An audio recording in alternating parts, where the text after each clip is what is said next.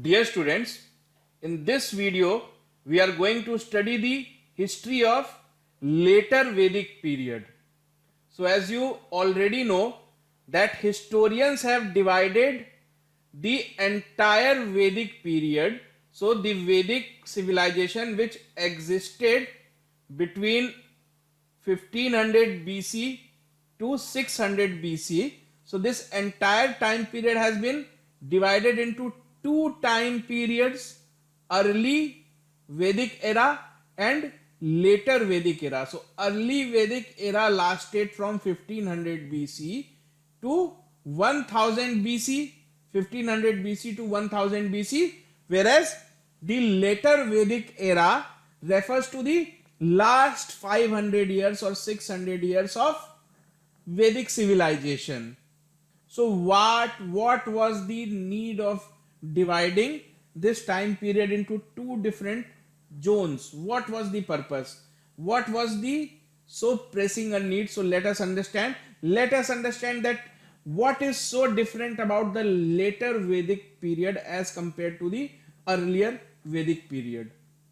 So as you know that later Vedic period is the time period between 1000 BC to 600 BC, when Vedic civilization had already become like 500 years old. So let's see. So later Vedic age started around 1000 BC, because earlier existed between 1500 BC to 1000 BC, and after that started the later Vedic age. So later Vedic age is marked by certain distinct features. So there were certain distinct features because of which the historians termed as later Vedic period. So we will see what those differences were. So later Vedic people succeeded in the second phase of expansion because of use of iron weapons and horse drawn chariots.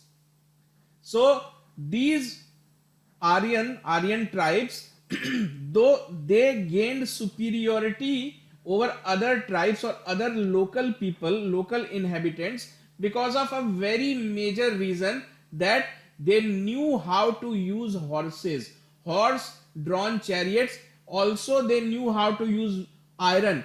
Please remember, iron was not used by Indus Valley people, neither was it used by early Aryans. It was not used by early Aryans. It was not known to them. The existence of this metal Aryan, was not known to these people. So it was during the later Vedic period that iron was used for the first time on Indian soil. Also, agriculture was now the chief means of livelihood. So these are the characteristics of later Vedic period, that while during earlier times the Aryans, they were more involved in cattle rearing, looking after cows, buffaloes, those milk producing animals, but later on their focus shifted on agriculture. Agriculture became their main source of livelihood.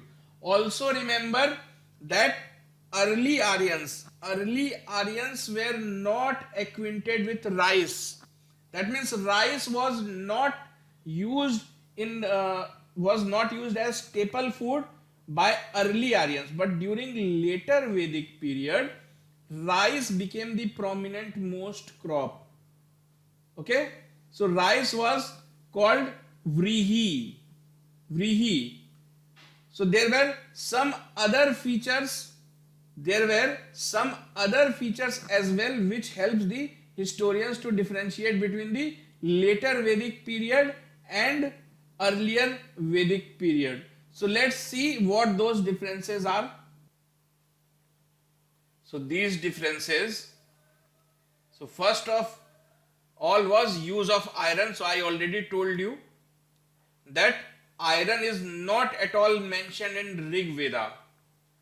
Copper was the most commonly used metal in the earlier age as well as in Indus Valley time. But it was the first time that iron began to be used. That happened in later Vedic period. The other important feature is invention of painted grey ware. That means earlier earlier the people used to use simple pottery. That means utensils made of mud. But during later Vedic period, these people started doing art on their pottery. That means the pot was first big, mud pot was first big, and then it was painted. So it was painted and decorated. So those pots are pottery items are found today, and they date back to the later Vedic period. So this practice, this tendency of creating painted grey ware, so this started during later Vedic age. So that's why this era is also known as painted grey ware age. So historians also call it painted grey ware age. Why? Because see, historians their main source of information is the objects they find after excavation. So they have found huge lots and lots of painted grey ware pottery. So that's why they have also termed this time period as painted grey ware age. Now the other markable distinction is that the early Vedic period is known as Rig Vedic period, because out of 4 Vedas, only 1 Veda was composed during first 500 years. But during later Vedic period, 3 more Vedas were composed. So these 3 Vedas were known as Samved, Yajurved and Atharvaved. So there are 4 Vedas that were composed by Aryan tribes. One was the Rig Ved. So Rig Ved was composed by early people, early Aryans. So by reading Rig Ved, you will come to know about the life of the early Aryans. So the later people, the later Vedic period, these 3 Vedas got created. These 3 Vedas, Samved, Yajurved and Atharvaved. So that's why you can see these are the distinct features which help the historians to distinguish between the early time period and the later Vedic period. Now, who are the gods of the later Vedic period? So 2 outstanding Rig Vedic gods, Indra and Agni. So these 2 gods were worshipped by early Aryans. So they lost their prominence. That means during the later Vedic period, new gods emerged. The earlier ones, that means Indra and Agni, they lost their importance. And Prajapati, please remember this fact. This is very commonly asked. Prajapati, who was believed to be the creator, the god who have created this entire universe, the human beings, ocean, everything. So that god was known by the name of Prajapati, and that god became the supreme god of the later Vedic people. There were other gods as well. So the other gods which had almost the same importance as of Prajapati was Rudra, so Rudra is basically Lord Shiva. So Rudra, who was believed to be the destroyer, that means the god who from time to time destroys the universe, and then Prajapati creates it again. And then there was a third god, Vishnu, who is supposed to take care of the universe. So there are 3 gods, Trinity. Prajapati creates the universe. Vishnu takes care of the day-to-day activity of the universe, that how people will eat, how winds will fly, how rivers will get water, all that stuff. The day-to-day activity is taken care by Lord Vishnu, whereas Rudra, the Lord Rudra, comes into the picture when the universe has completed its cycle. It has to be destroyed and has to be created again. So these were the 3 most important gods of later Vedic period. But out of these 3, Prajapati was the most powerful one. The other most important fact to remember here is that Pushan, who was the god of cattle, was believed now in the later Vedic period. The people began to worship him as god of Shudras. That means the god of the lower caste people. Why? Because he was the god of cattle, and during later Vedic period, Aryans were no more interested in cattle. They were more interested in agriculture. So they looked down upon cattle rearing. They thought that cattle rearing is a useless job, only lower class people do it. So that's why this Pushan, the god of the cattle, was now virtually the god of the lower caste people, because the upper caste Aryans, they have given up the habit of cattle rearing. They were no more involved in cattle rearing. How was the social structure during the later period? The Varna system or the caste system became very rigid. It became very rigid, and occupation became more or less hereditary. For example, during earlier times, caste existed, but son of a pandit could also be termed as a Shudra if he did not take education, if he did nothing in his life. Even if he was a son of a priest, he would be called a Shudra. That was in earlier time period, because your profession determined your caste. But during later Vedic period, it became hereditary. That means if you are son of a priest, then nobody is going to ask a question to you. You will also join the priest class. You will be also respected. If you are son of a Shudra, then under no circumstances would you change your class. That means changing of class was no more allowed. Your father's profession was actually the determining factor that in which caste you were born. The caste you were born is your identity for entire life. You cannot change it. Now, the four divisions of the society in decreasing order of social ranking, that means decreasing order of respect and prominence. So Brahmins were the topmost caste. Brahmins, they were involved in day-to-day religious activities. They used to conduct havans and all that, because of which they became powerful, because they were thought to be representative of gods. So if you have to come closer to God, you will have to approach Brahmins. So that's why these class of people, these caste were the uppermost caste in the hierarchy. Kshatriya or the rulers or the warriors, because warriors formed the ruling class. They became the king, they became minister, they became army general and all that. So these were the next most important class. Vaishyas. So Vaishya, I mean those who were involved in business, agriculture, trade, that means farmers, those who were involved in doing small businesses, activities, and farmers, they were known as Vaishyas. Third in hierarchy. The last in hierarchy, or the bottom most, were Shudras.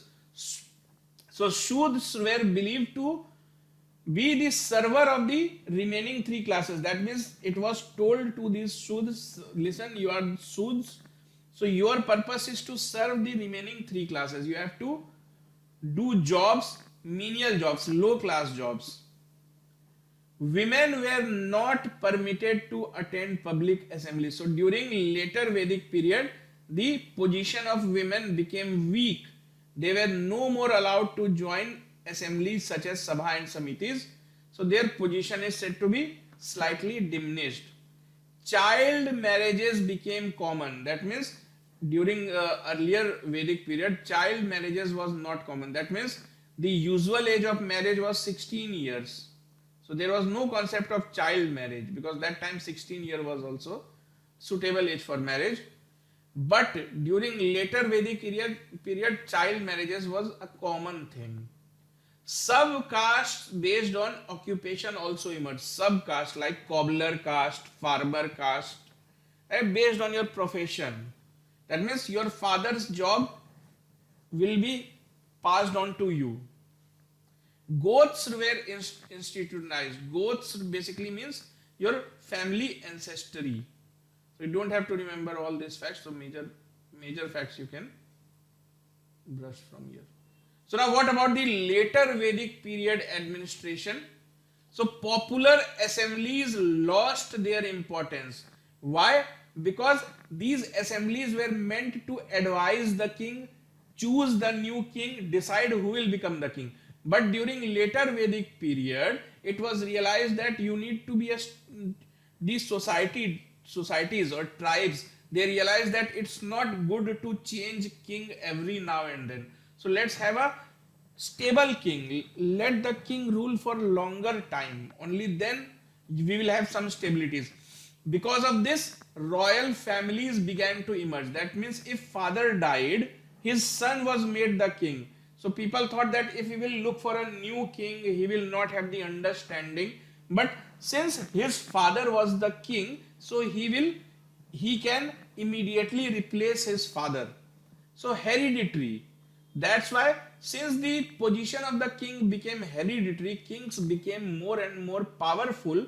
So these assemblies, they lost their importance. Kings did not pay any attention to these assemblies. They said that I don't need advice from you people.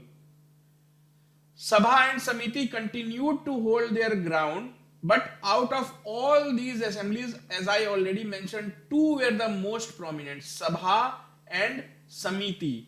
They were formed by elderly people of the tribe, elderly people and the most influential peoples of those tribes. They were part of this Sabha and Samiti, but now women were not allowed to join these Samitis, and these Samitis were also dominated by castes, by upper caste people. So they were Sudras, women, lower people who did not have wealth or power in the society. They were not allowed to join this Sabha and Samiti. So collection of taxes and tributes became common. So during earlier time, there was no concept of tax. There was no concept of tax. People used to give part of their earning from their own choice. Nobody used to force them. People used to think that king is looking after us. So king is the caretaker of the entire tribe. So let's pay a part of our earning to king. That was in earlier time. So it was known as Bali. But now tax was imposed on the public. Public were said that okay, king needs money, king have to fight war, king had to take care. So now you have to mandatorily pay tax. Now no more voluntary thing, you have to pay tax. So paying collection of tax was common, and the officer used to collect the tax was known as Sanghitri. So you can say he was the income tax officer. You can think in that way. So even now the king did not maintain a standing army. That up till now there was no concept of a permanent army. So whenever the need was there, people from the tribe were asked to join the army, that now we are about to fight a war. So even farmers and all those, they became warrior for the time being. So there was no concept of fixed standing army. So as the position of the king became hereditary, so the king wanted to preserve his position. King wanted that once I got this power, nobody should remove me from my position. So for that, the kings used to collude with priests. So priests gave legitimacy to the king. So priests used to say to the public that king must be respected. King is the representative of God. So let king rule peacefully. Do not go against the wishes of the king. So the kings used to conduct some religious ceremonies, some religious rituals, which you must be aware of. These have been asked in exams. So some of the commonly conducted rituals were Ashwamedh Yagya. So Ashwa means horse. So in this ritual, the king used to release a horse. So he used to release a horse and he used to say to all his neighboring kingdom that I have released the horse, let the horse run in uninterrupted. So whichever place his horse used to cross by uninterrupted, it was assumed that since nobody is stopping the horse, it means this territory belongs to king. So if the horse entered somebody else's territory, that king said that if I will not stop this horse, people will think that this territory also belonged to the other king. So stopping a horse often led to the war. So Ashwamedh Yagya was basically a ritual in which the kings used to release a horse to determine the boundary of his territory. Vajpayee Yagya. So Vajpayee Yajna was basically the term used for ceremony, rituals, Yajna. So Vajpayee Yajna was type of a chariot race which was the result of which was already fixed. So the chariot race was conducted in which king's chariot also used to participate, whereas the chariots of other people also used to participate, but it was already decided that king's chariot was allowed to win. Always the king's horse will only win. It was considered to be the symbol of king's supremacy. So it was shown to the people that since king's horse have won, then it shows that God is with king. The third important ritual was Rajasuya Yagya. So Rajasuya Yagya was a ceremony conducted by the king and the priest, and the purpose of this ceremony was to invoke divine powers on God. So the purpose of this ceremony was they used to pray to the God that may God, confer divine powers on our king. What was the status of women in later Vedic period? So as we have already discussed, that status of the women started to decline. So historians have said that what was the purpose of the decline. So during earlier time period, so these Aryan people, they were pastoral, that means they had cattle. So women and men both were involved in looking after the cattle. So they had equal status because they were equally involved in cattle rearing. But as soon as agriculture became the main source of livelihood, so women were not that much physically strong so as to contribute to growing crops. So growing crops became the main preoccupation of males. So that's why females lost their position, because they were not bread earners of the family. They were not involved in earning food for their family. That's why their position became weak. So they were deprived of attending assemblies such as Sabha and Samiti. They were also deprived of education in later Vedic period. They were deprived of Upnayan ceremony, that means ceremony conducted after birth. Child marriages became common, though Parda and Sati was still not practiced by these Aryan peoples. That means position of women have relatively become weak, but it was not that they were exploited. They were not exploited, but they were not equal. They were not now at equal footing with their male counterparts. Now, how did the Vedic civilization come to an end? So you know that Vedic civilization came to an end by 600 BC. So what do we actually mean by it ended? Did it actually end or it changed into something else? So during the Vedic period, janas were equivalent of small cities. Jan, that means single tribe, more like today's city. So Jan was ruled by kings known as Rajan, caretaker of the Jan. So small cities. Now these small janas, they started to join each other. So they started to merge. So small janas, so many janas, they joined to make a janpad.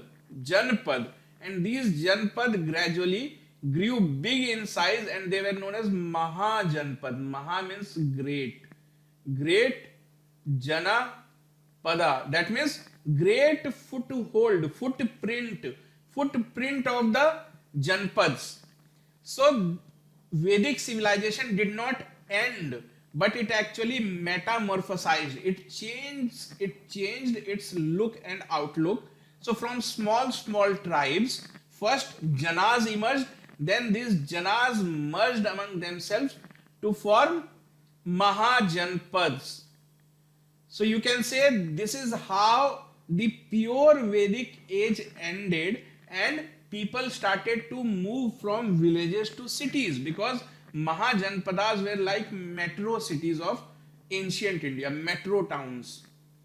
So this is how you can say that this marks the end of Vedic period. And how can we say that Vedic period made us shift?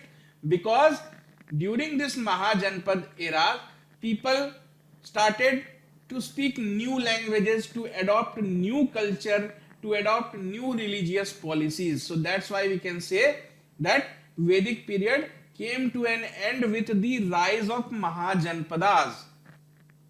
The invasion of Darius I. Darius I was the king of Persia. That means Iran. So outsiders, foreign invaders also started to attack. So Darius I attacked the Indus Valley in early 6th century BC, marking the beginning of outside influence.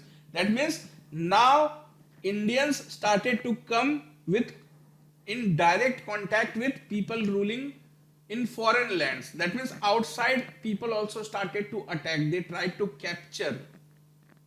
So new religions. So what happened? What was happening when Vedic period was about to end? So new reformist religions which were opposed to costly and elaborate Hindu rituals began taking shape. That means these Aryan people, they were more involved in religious activities, costly religious activities.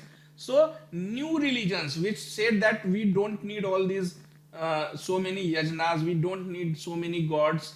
So new religions started to take shape.